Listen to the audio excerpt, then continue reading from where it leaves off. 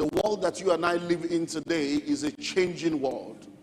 The world is a rapidly changing world. As a matter of fact, it is said that the change in the world has become so drastic and so dynamic that almost every 5 years a new world emerges. It's as if every 5 years a new world, every 5 years a new world, every 5 years a new world emerges. So the world that we live in is a changing world.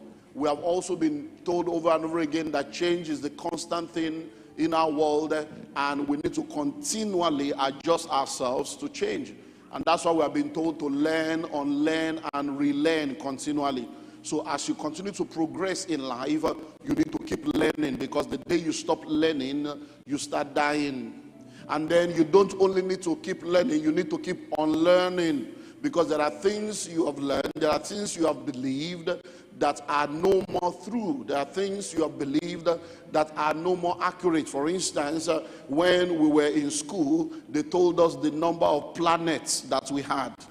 And then some of the planets they told us existed in the days when planets don't exist anymore. And the planets that they did not discover when we were in school, they are now saying there are different kind of planets. There are things that we used to do that they told us was okay. And now they are telling us, oh, that thing that we said was okay, it's no more okay, oh, it's causing cancer, oh, it's no more okay, oh, it's causing this, oh. Why? Because as we continue to grow, we are learning, but we are also unlearning.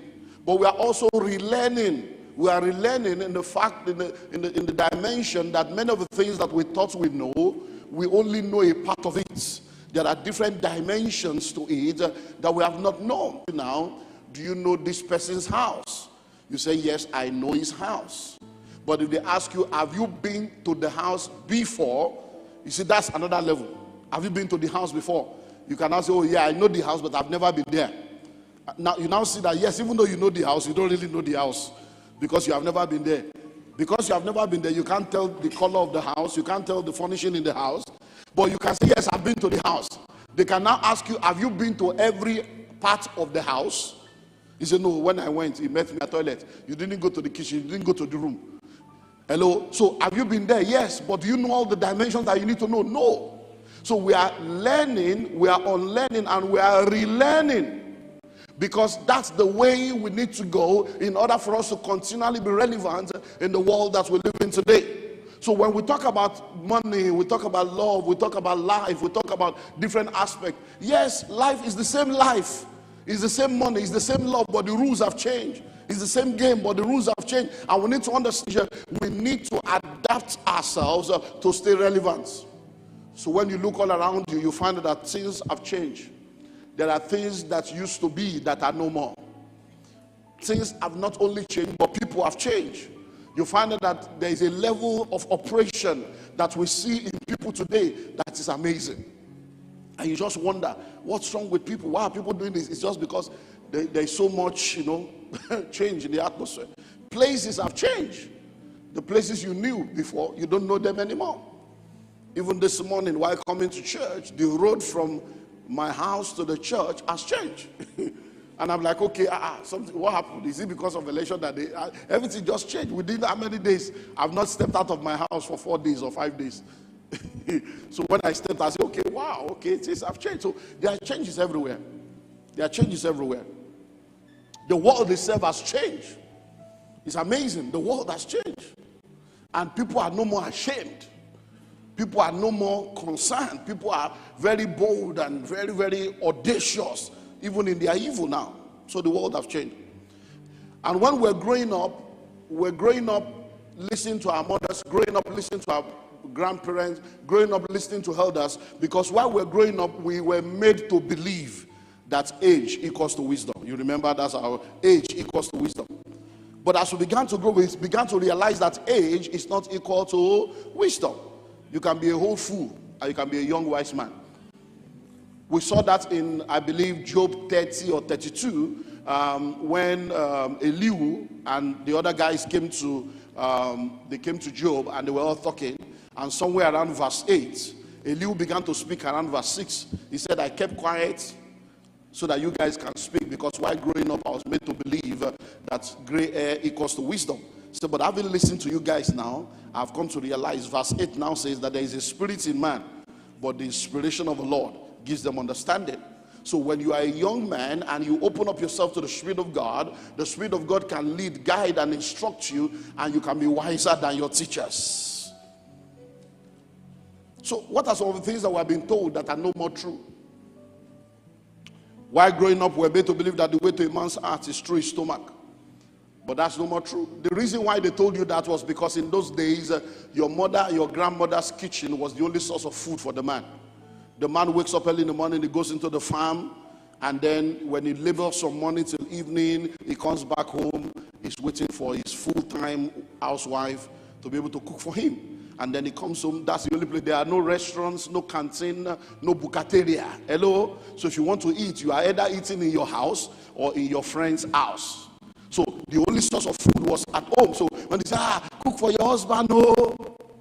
But today, the games have changed. The greatest cook on earth today are men. All over the world, men are the greatest cook. They are chefs. Most women don't know how to cook. They don't know how to cook. So the greatest cook on earth today are men. And women are no more full-time housewife. As the man is working, the woman is working. So you leave early in the morning, you come back late at night, and you may even come before your wife, say, babe, I say, I'm behind you. 30 minutes, I'm behind you. Is it the person that is behind you that you now be saying, so what are we eating? You'll be hungry. Hello? And because the way to a man's heart is not through his stomach. The man can take care of himself. There are many places to order food. There are many restaurants that can take care of that. Because what is the purpose of a good meal that is served with dishonor? You cook all the best meal, you now serve it with insults. The food no go sweet now. Hello? So that's what many people were made to believe. But that's no more true. Don't allow third party in your relationship. Oh. These are the things that has destroyed marriages. Because that's what we're told. Don't allow third party in your marriage. Oh.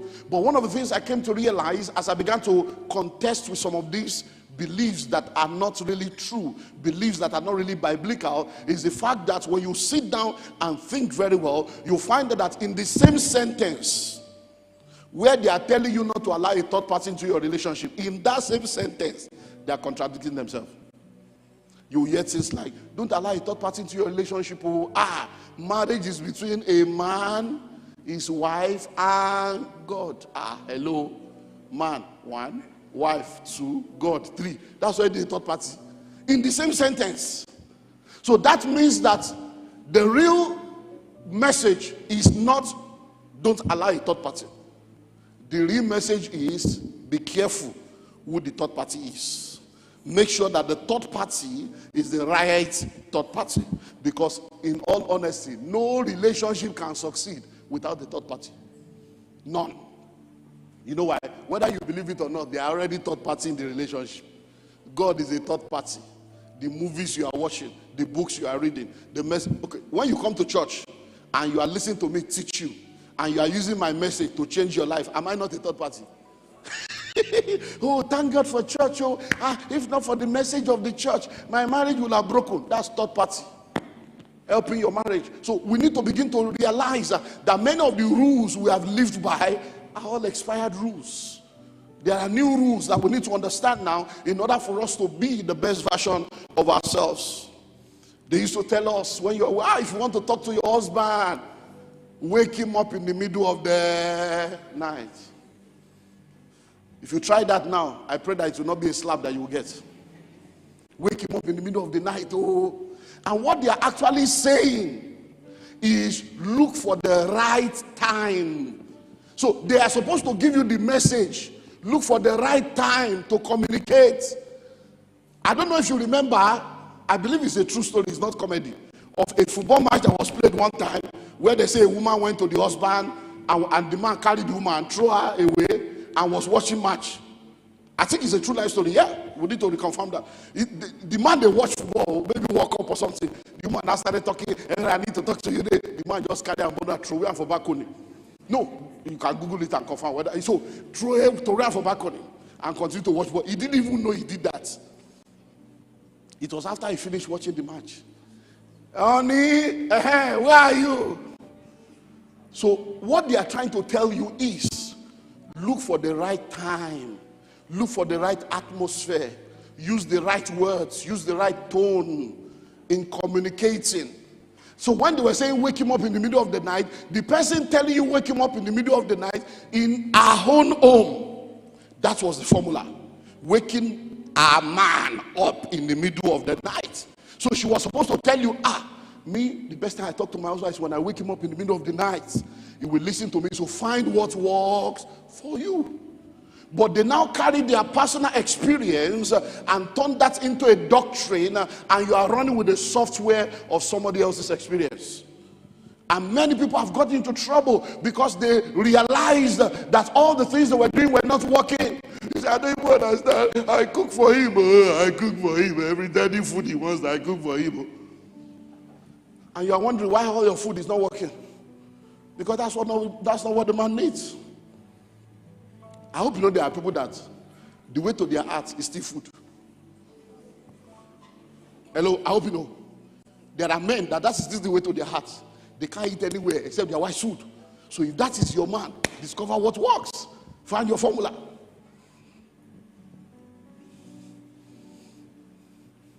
All men are the same. All men are the same. All of them are animals. And many women believe that. Because they grew up and their mother would tell them, hey, they are the same. If you know what your father has done to me. And then you begin to form opinions that are error opinion. You begin to develop software that are you see, when we say generational curse, evil inheritance, now so they start. Because you begin to have generational mindset, generational stronghold, generational beliefs, and then you begin to perpetuate what you are supposed to cancel. Hello? So you look at a man and be like, we don't even know what this one is doing nice because we have not caught him. And then you begin to suspect. And the man is doing everything to be the best man. You are suspecting him. And then they tell you, women, Billy. And then you too, you join the queue. And then you begin to think that, because he happened to this one, you have to be careful. You know that he did, women. And we're causing trouble for ourselves. Why? Because we have carried a rule. We have carried a belief. We have carried a thought that we did not subject to the Spirit of God and subject to the Word of God. And then you judge every man. Say, everybody has a price. Everybody has a price. And you're wondering, okay. So a lot of people that have this kind of beliefs, they go into the marriage expecting to do something to secure themselves from the problem of their own parent that is not their problem. So a lot of women grew up with what my mother went through. I will never allow any man to take me through that. So why she's coming up with that mindset? Because her mother was a victim of a bad man. Her mother was a victim of a man that had issues. And in training her, the mother unconsciously, not by evil intention, but because she didn't have who to share with, they said don't tell any third party. So the third party was sucking breast, and she was telling the third party, as the third party was sucking breast, oh mommy, need that be bye, and then you don't know that you are pouring evil into that child. And then the child is growing, and then you are telling the man, useless man, see your children, you will not be like your father, see your father. And then the father too is doing his own. So the woman grows up believing that, look, I will never allow a man to mess me up. I'm never allowed to. And then the man that grows up in that atmosphere is also growing up saying, I will never be like my father. Any woman I marry, I'm going to love her. I'm going to care for her. I'm going to take care of her. So now these two people now marry. They come into a relationship. So the man is coming with a heart of, I'm going to be the best father, I'm going to be the best husband, I'm going to love my wife, I'm going to listen to my wife, I'm going to understand my wife, I'm going to allow my wife. And then you come in, and then you want to control the man, you want to abuse the man, you want to, so you take everything for granted because the man is not a troublesome man. So the man tells you, you can't tell me what to do. Hello, I can't tell you what to do. If something goes wrong with you, who would they ask? I'm asking you where you are going to. You are telling me I can't ask you where you are going to. And you are supposed to be my wife. Why can't I ask you where you are going to? If you get lost now, who will they come and ask? So if you get missing, you get kidnapped, you are involved in an accident, won't they come and say, where is your wife? I don't know. Every time a spouse dies, the spouse is the first suspect. So you are telling me I don't have a right to ask you where you are going to? Why? Nobody can tell me. Because you are running a software of your mother. And you didn't know. Hello? And then as a man, because they are told the women, well, so before you know it, you are keeping things. And the woman is asking, so how much do we have? I'm thinking, so what right do you have to ask me how much do I earn? What's your business with how much I earn, woman? Are you hungry? Don't you have a roof over your head? What I earn is none of your business. I'm the man of this house. Hello, sir. Who is contending with you? Who is contending with you? Every time you have to say, I'm the man, I'm the head, you have lost it already. It's not something you say, it's something you carry out. It's a responsibility. It's a responsibility. You don't demand it, you command it. It just happens. Nobody is contending with the position. But many of us don't know how our upbringing and our background messes us up. And that's why we need these new rules. So that we begin to realize that, come on, things have changed. The way it used to be, it's no more like that. And that's why one of the things we are beginning to see happen is that for a lot of people that have had to relocate out of Nigeria into the Western world, they're having a lot of marital issues right now. So many marital issues. I've done so many series on Jackpa. I did Jackpa versus Jackpa Da. And then out to Jackpa Da. So I've done all kinds of stuff. And we've done the Jackpa love. Because right now, in Europe, in America, all over, women are driving their husband out of their house. They are calling police. It's an epidemic now. It's as if they are setting the guys up until they enter London. Within 3 months, 6 months, they are gone. I was watching a program, a live program. It just popped up. I could not go off it for 2 hours on Facebook. I was like, what? I didn't know it was as bad as this. Jesus is helping also. And people were coming online live to tell their own story.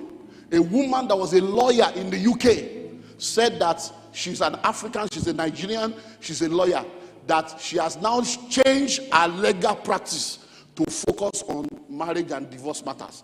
That she has made so much money in the last 4 years than she has ever made in the last 16 years of practicing law in the UK. He said she said, I'm a woman, oh, but I don't know what's wrong with our African women. She's a woman. Saying that.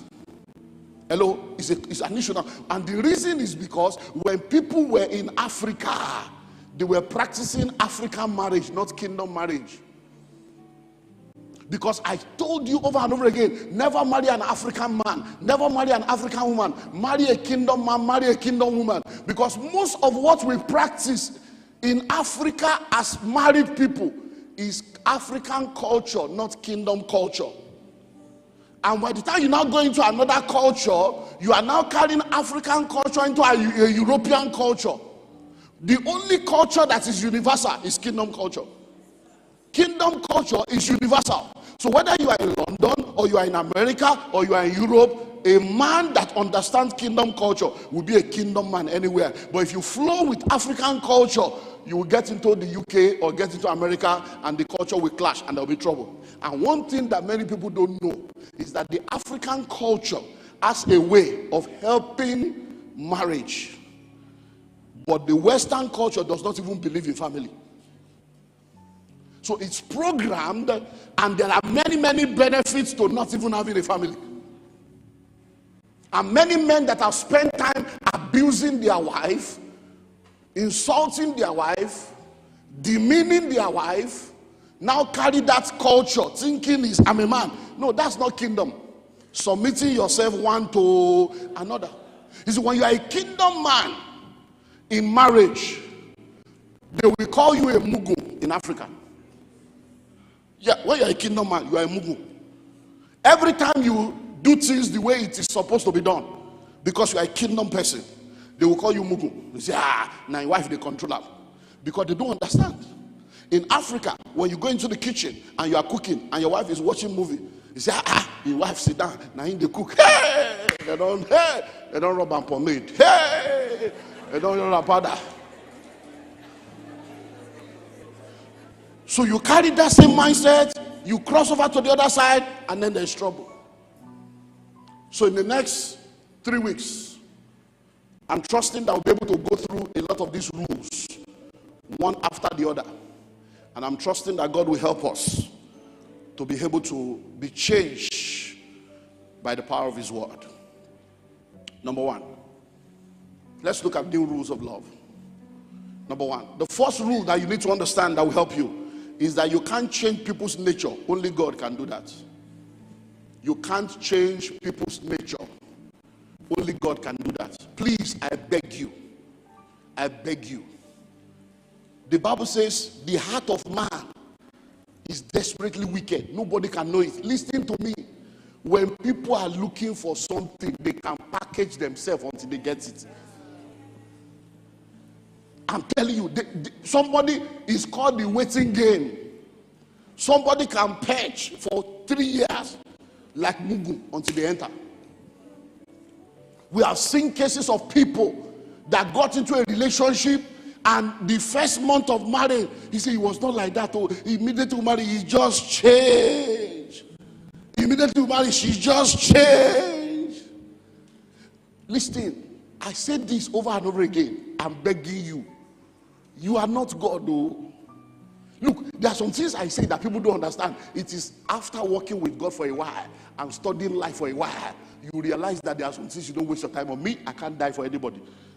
You know why? My blood is useless. The only person that needs to die has already died. The only blood that can redeem you has been shed. Why would I say because I'm your pastor, I love you? Forget it. I'm not a fool. If you say I don't love you, I don't love you. That's your opinion. I will not die for anybody.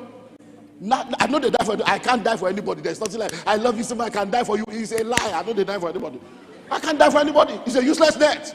Why will I die for you? If you love me, will I die? You will not be alive. What kind of love is that? Don't live. I can die for you. Stop that nonsense. I can't die for you. It's a useless death. Hello. In the same vein, don't ever think that because somebody loves you, they will change. If they have the power to change, don't they love themselves to change for themselves? Person when they smoke, no, they say smoking bad. Why he not like himself? So I don't want to die young and stop smoking. You know, say when we marry, he loves me, he's going to stop. You are a fool. Are you saying you are greater than God? You came into church. You are a 28-year-old young lady. You met a guy that is 34 years old. He's still lying. And he has been born again for 10 years. He said, no, I just have to quickly lie. And you don't know that that's trouble. After 10 years in church, God could not deliver him from lying. You are not the one that will deliver him. No, think about it. Because many times the warning signals are there. Did we not learn during the conference that a fornicator is an adulterer in training? So somebody when they fornicate, he now marry you, so make you don't commit adultery. How now? How? You don't rehearse, you don't go play match. What's the purpose of the answer if you are not going to play the league game? But listen, only God can change people. Only God. You're asking the question. Okay. What's the question? Okay. If only God can change. Yeah. Let me assume God is here. Okay. Okay, God should change me. And let me be specific. I don't have where to stay. If we know God is here, and I know you are the child of God, help me so that I will also be partially helped. You can say I'm a young boy. Am I not a young boy? Am I not you look young. Wait. God bless you. It's okay, it's okay. Okay, so our brother says only God can change people. So God should come and change him by using horse to help him. Hello? So they're going to help you. What's your name? Enoch. Enoch. Hey! So let him see Evangelist Akuma. Let's know his problem and see what we can do to help him. Hello? So only God can change people. You can't change people. So when somebody is telling you, hey, don't worry, I'm going to change. I promise you I'm going to change. Don't fall for that trap. Don't fall for that trap. Because that's why we always say, hey, love is blind. Love is blind. Marriage, you open your eyes. You see, before you attach your emotion, you know we have taken you on a journey on how to find love, right? So you know the different steps before you really get to love. Before you carry your heart, enter the thing. Let your head be the one doing the job first. Because by the time the heart is involved and emotion is involved, we are all human beings. When emotion don't day, something going to tell you, say, I beg you go change, make I marry. My friends don't marry, make I marry. When I enter, I go change them. 13 years later, you are suffering. And like fella will say, suffering and smile. Every day, my people, they side but 44 seated, 99 standing. Hello? Are you getting what I'm saying now? Only God can change people. I'm going to change. It doesn't work like that. If they are going to change, let them change before you marry them. I'm not saying the man should be perfect. I'm not saying the woman should be perfect. But there are some fundamental things that should never be an issue for you to be contending with. Are you sure you are ready for this message? You are not a rehabilitation center. You are not a rehabilitation center. You are not a medical facility for an untrained child. If mama no train and well, papa no train and well, you won't come marry and train now. You are not a medical facility for irresponsible children of irresponsible parents. If they no train them well, no carry load will pass you. Let them go back, go learn home training. Hello? All this, I love you, don't worry, no, I'm changing. No, change first. You met a man in church. He's been in church for 10 years. Small argument, he don't slap you. Oh, sorry. Oh, I'm sorry. I'm really sorry. I'm sorry. Oh, I don't know what came over me. It's never going to happen again. Over here. It's over. Person will slap you before marriage. Tell you say you go change. You accept that. You have given him a license to kill you. Because you know now, that's my weakness now. Oh baby, you know my anger is my issue. Oh baby, I'm sorry, I'm gonna change. And then they buy you chocolates. And then they buy you perfume. And they buy you bone straight. How many issues? And then the issues of your destiny are cutting off. Hello? So number one, it's a new rule. Because people don't believe. They say, no, he goes to church. Forget that. Devil, the church. Many of you sitting here now, you know I'm your pastor. I know you are not normal. You can't deceive me. You can deceive everybody, not God. The person will marry you know you. Do you know how some men and women look at each other in church? In their minds, like, hey, can. And this woman, I they worship like this to see that know the trouble at the face for house. Kai! Hey! Everybody will see this one and go say they don't see woman. But now you know what they suffer. Some women see their men carrying microphone. Come on. Hey! People are even coming to greet the man and collect prayer. The woman, they wonder, say, hey, to say they know this man. No, I'm telling you, that is why it's difficult for many marriage cases to be settled. Because the woman is thinking, how will I go and report him when he's a great man in church? They go say that I'm spoiled in position. Because the man for trying when they worship her, even if I go tell them, they don't go believe. Some women are too much. That's why some men don't come to church. Oh. Because the respect you have for the senior pastor is greater than the one you have for your husband. Bless you, sir. Bless you, sir. Bless you, sir. Our daddy. You are bending head for a man that didn't pay your bride price. You are kneeling down for a man that is not feeding you, putting a roof over your head because he's your pastor. But the man that took you out of the market of shame and put his name on you and covered you, you go home and insult him and come to church and you are in every department. And everybody thinks you are a normal woman, but the man knows what he carry. That's why the men don't come to church sometimes. Because they feel that the pastor is more important in your life than them. You are causing trouble. So when you go and meet Abraham, go and meet Olumide, they are your people. Go and meet them. Go and report to them. This is my house. They now dare you. Hello? A friend of mine, great man of God, had a problem. And they went to another man, another great man of God. And the man of God spoke to them. Everything the man said was what the man of God said. And the man said, okay, Daddy. Yes, sir. Okay, sir. When my friend was telling me, he said, all right, when we entered the car, now told us, say, come. What did this man say now that I have not said? Everything I have said, you refuse to listen until somebody else is saying it. Are you saying as your husband, I can't sit you down and tell you truth and you obey? That is my only problem now, because there is nothing this man has said. The only difference now is that you honor him more than you honor me. That's all. So what he's saying now makes meaning to you, because to you there is no honor. You see, and so even though you think it is settled, to me it's not settled. It's actually the beginning. There are deeper issues. If I cannot be your husband, we need to redefine this marriage. And I'm ready to lose it all to have my peace. I have to be telling you, because you don't understand. You think your husband is a bad man. Do you honor him enough? Hello? No, answer. Imagine, listen to this one. No. You are pregnant, you didn't tell your husband. And your husband now got to know by mistake and ask you.